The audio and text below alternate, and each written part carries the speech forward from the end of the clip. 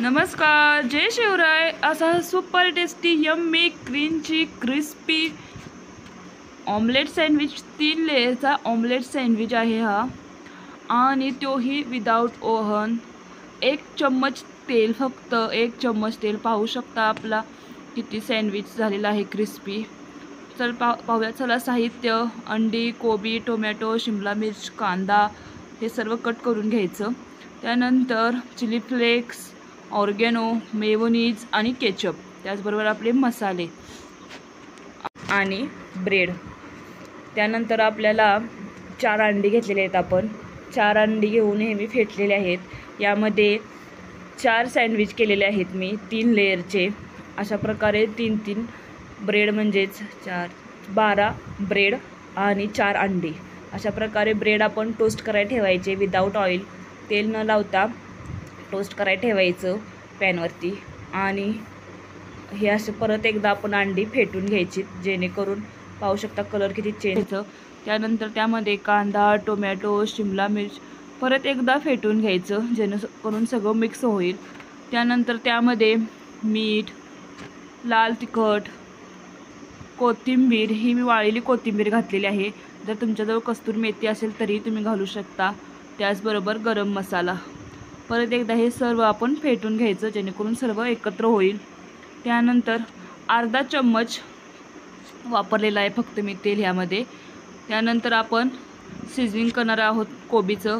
त्यामध्ये कोबीमध्ये कट केलेला आहे कोबी, त्यामध्ये मेयोनीज, चिली फ्लेक्स, ऑर्गेनो हे सर्व घालून एकत्र. त्याचबरोबर केचपही घालायचा विसरू नका. केचप घालून सर्व एकत्र करून घ्यायचं आणि ह्याचा एकजीव करायचं सर्व. आणि आपण पाहू शकता आपले ब्रेडही टोस्ट झालेले आहेत. आणि अर्धा चम्मच तेल वापरलेलं आहे फक्त, तुम्ही पाहू शकता. आणि त्यावरती आपले ऑमलेट पसरलेलं आहे पॅनवरती.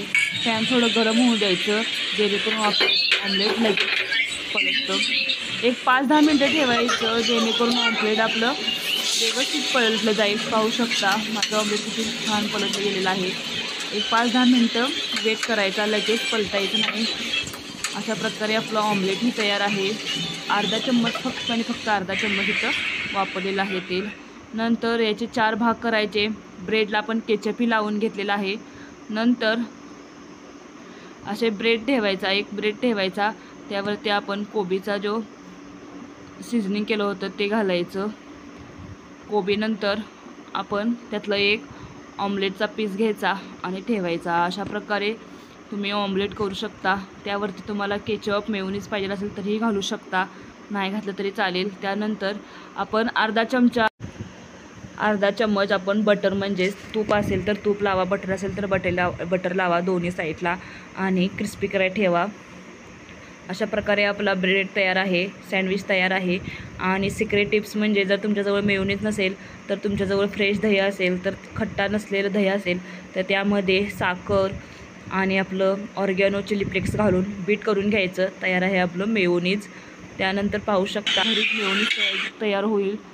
त्याचबरोबर पाहू शकता आपलं सँडविच किती क्रिस्पी झालेलं आहे.